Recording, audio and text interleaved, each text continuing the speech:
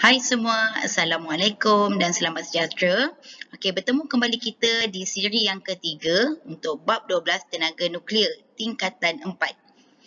Okey, sebelum cikgu mulakan, cikgu perkenalkan diri cikgu sekali lagi. Nama cikgu Siti Haniza binti Asmuni dan cikgu mengajar di SMK Sultan Abdul Aziz, Teluk Intan, Perak. Untuk siri yang ketiga ini, kita akan belajar dua subtopik iaitu 12.3 dan juga 12.4. Untuk 12.3 iaitu impak penggunaan tenaga nuklear. Manakala untuk subtopik 12.4 iaitu tenaga nuklear di Malaysia. Mari kita lihat apa dia standard pembelajaran untuk subtopik 12.3. Yang pertama, menceritakan impak penggunaan senjata nuklear kepada hidupan dan persekitaran. Kedua, merumuskan impak ujian nuklear ke atas persekitaran. Di akhir pembelajaran, cikgu harap murid-murid akan dapat memahami impak penggunaan senjata nuklear dan dapat menyenaraikan kesan penyebaran radiasi daripada penggunaan tenaga nuklear. Tahukah anda individu pertama yang mencipta bom atom di dunia? Beliau bernama J. Robert Oppenheimer. Beliau digelar Father of the Atomic Bomb.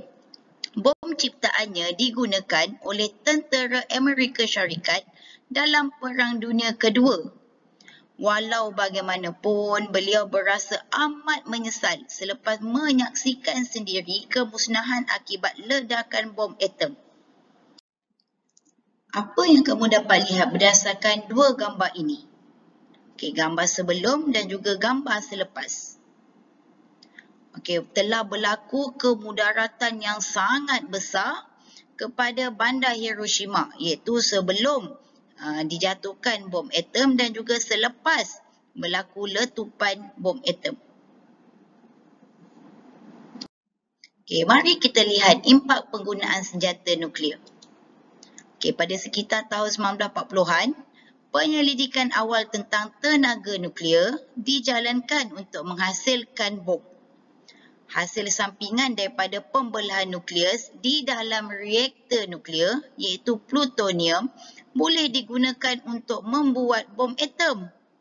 Dunia telah menyaksikan satu malapetaka yang amat dahsyat apabila tenaga nuklear digunakan untuk menghasilkan senjata nuklear.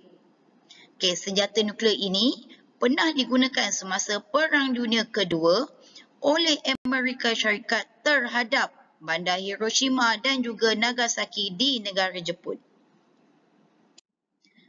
Dunia telah menyaksikan suatu peristiwa yang amat dahsyat dan telah dicatatkan dalam buku-buku dan juga sejarah dunia iaitu pengeboman bom atom di Hiroshima dan Nagasaki di Jepun dalam Perang Dunia Kedua.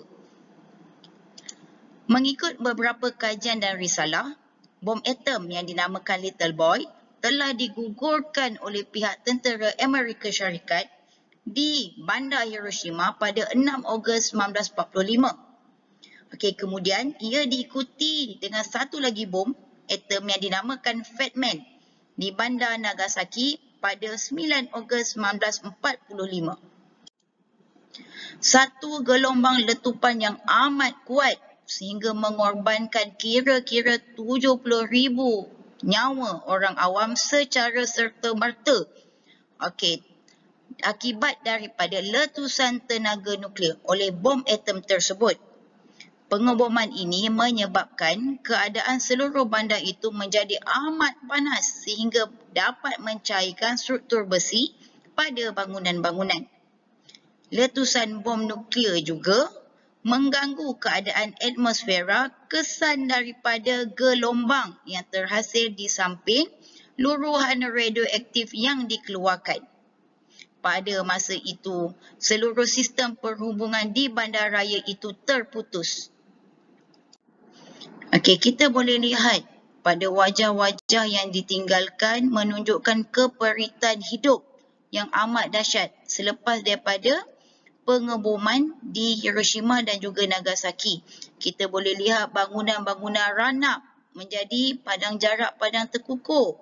Kita boleh melihat anak-anak yang kehilangan ibu bapanya. Okey, dan kita dapat lihat kemusnahan keseluruhan bandar Hiroshima dan juga Nagasaki. Kini sudah banyak negara sudah mencipta dan mengeluarkan senjata nuklear masing-masing. Namun begitu, mereka masih terikat di bawah Perjanjian Pengawalan Senjata Nuklear yang mengawal dan tidak membenarkan mana-mana negara menggunakan senjata nuklear sewenang-wenangnya. Impak ujian nuklear. Mengapakah ujian nuklear perlu dijalankan? Sebelum senjata nuklear digunakan, ujian nuklear perlu dijalankan untuk memastikan sama ada senjata nuklear itu berfungsi ataupun tidak.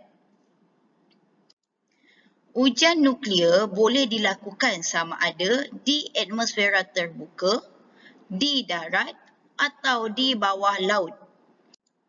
Walaupun begitu, ujian nuklear ini memberikan impak yang sangat buruk kepada hidupan dan juga persekitaran. Jika ujian nuklear di bawah tanah contohnya, akan menyebabkan kesan radiasi terhadap tanah dan sumber air. Begitu juga di laut, akan berlaku kemusnahan hidupan dan juga pencemaran yang teruk.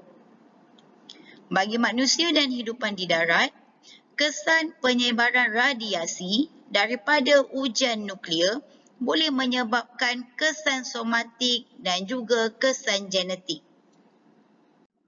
Mari kita lihat kesan somatik dan juga kesan genetik akibat daripada penyebaran radiasi ujian nuklear. Untuk kesan somatik, akan menyebabkan keletihan, loya-loya, katarak, leukemia, keguguran rambut. Manakala untuk kesan genetik akan mengakibatkan kecacatan pada bayi, mutasi sel dan akhir sekali boleh menyebabkan penyakit kanser berlaku. Melihatkan kesan buruk akibat daripada menjalankan ujian nuklear, masih adakah negara yang menjalankan ujian nuklear ini? Seterusnya, kita akan sambung kepada subtopik yang terakhir iaitu 12.4, tenaga nuklear di Malaysia. Mari kita lihat standard pembelajaran untuk 12.4 iaitu mewajarkan pembinaan stesen janakuasa nuklear di Malaysia.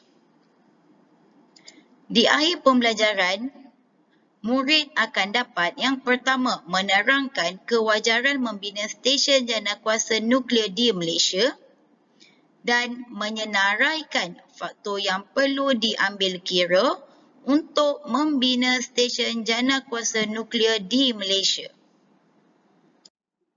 Dalam subtopik 12.1 dan juga 12.3, kamu telah belajar bahawa tenaga nuklear dapat menyebabkan kesan-kesan buruk kepada manusia selain daripada membawa kepada kebaikan.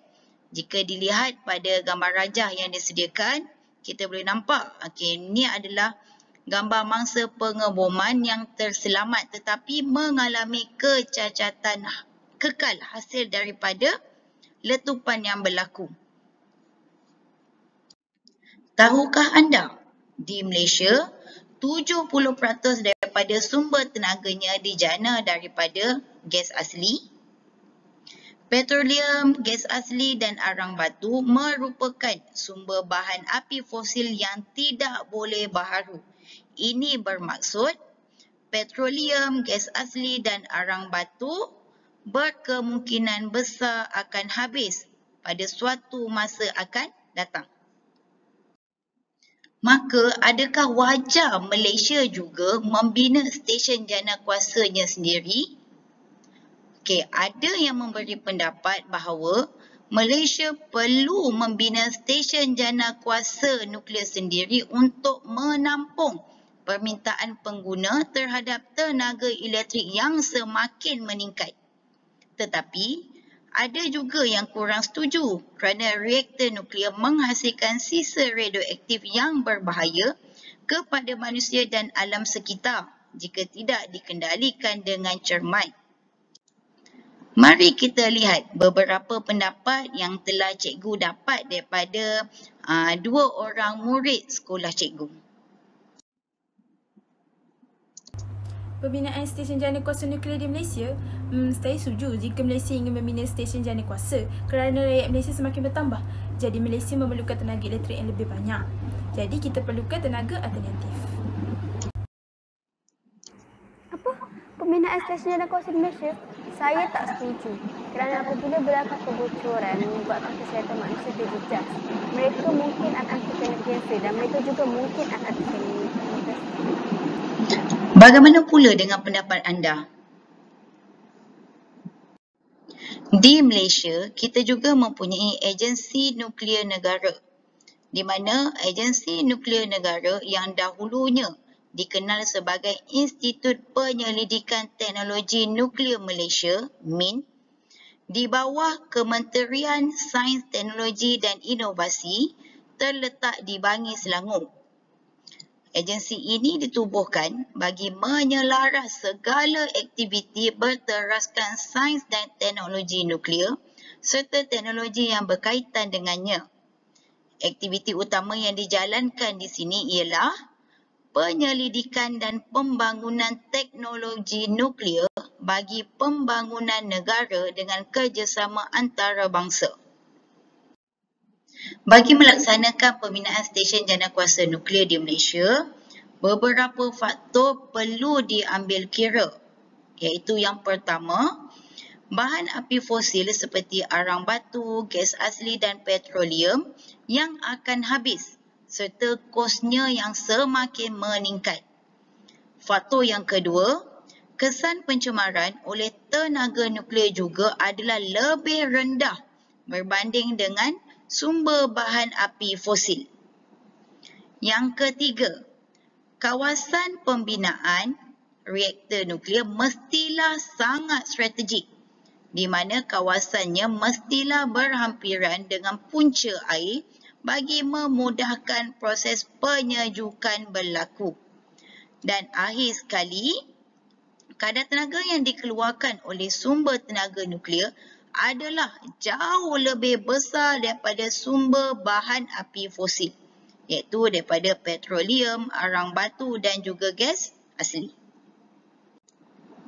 Oleh itu, agensi nuklear negara perlu memainkan peranan yang penting dalam pembinaan stesen jana kuasa nuklear di Malaysia. Sekarang mari kita lihat latihan pengukuhan. Soalan yang pertama, apakah tujuan ujian nuklear dijalankan?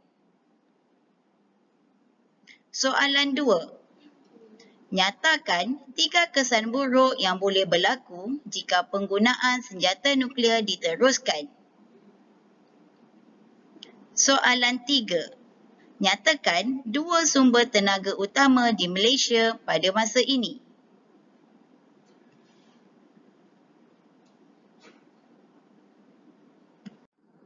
Mari kita lihat jawapan bagi latihan pengukuhan. Untuk soalan yang pertama, apakah tujuan ujian nuklear dijalankan? Ujian nuklear dijalankan untuk memastikan sama ada senjata itu berfungsi dengan baik ataupun tidak. Soalan 2, nyatakan 3 kesan buruk yang boleh berlaku jika penggunaan senjata nuklear diteruskan. Kesan yang pertama, bilangan pesakit kanser bertambah. Kesan kedua, pesakit yang mengalami penyakit akibat mutasi meningkat. Dan kesan ketiga, dunia mengalami kemusnahan yang amat dahsyat. Untuk jawapan latihan pengukuhan ketiga, nyatakan 2 sumber tenaga utama di Malaysia pada masa ini. Jawapannya ialah gas asli dan petroleum. Kita telah selamat sampai di penghujung subtopik 12.4 iaitu subtopik terakhir untuk tenaga nuklear.